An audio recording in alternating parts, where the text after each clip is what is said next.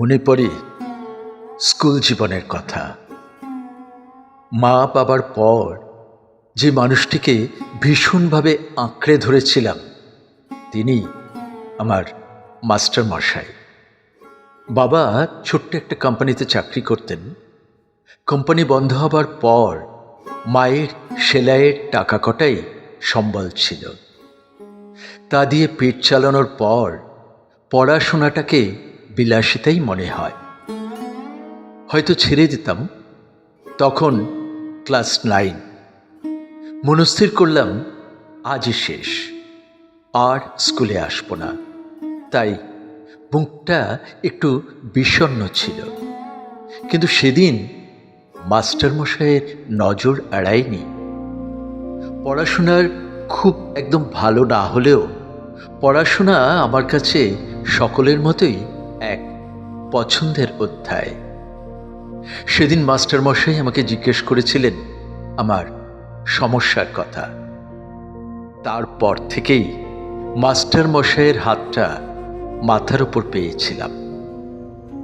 যেদিন বাবা হাসপাতালে মৃত্যুর সঙ্গে লড়াই করছিলেন, সেদিন মাঝরাতেও মাস্টারমশাইয়ের ফোন এসেছিল বারবার।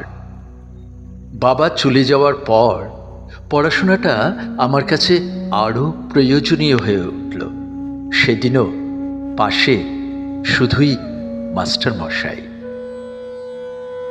আজ চাকরি সূত্রে বাইরে থাকি। মা আমাদের আগের বাড়িতেই আছেন। নতুন চাকরি, ভাবছি একটা ভালো থাকার বন্দোবস্ত করে মাকে নিজের কাছেই নিয়ে আসব।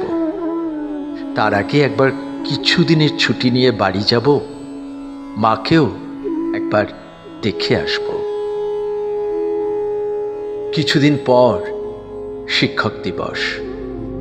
মনে আছে মাস্টারমশাই সব সময় সাদা পাঞ্জাবি পরতেন। সত্যের লড়াই, যুক্তির পথে চলা, ন্যায্য অধিকার, সমাজসেবা, নিজের কর্তব্যে অবিচল থাকা, এই সমস্ত আদর্শ যেন তার চেহারায় বর্ণিত হতো। সেই রকম একটা ধবধবে সাদা পাঞ্জাবি কিনলাম। তার সঙ্গে একটা চিঠিতে তার প্রতি আমার অন্ধ কৃতজ্ঞতার কথা লিখলাম। হয়তো সামনে দাঁড়িয়ে কখনোই এত কথা বলতে পারবো না, সংকোচ হবে।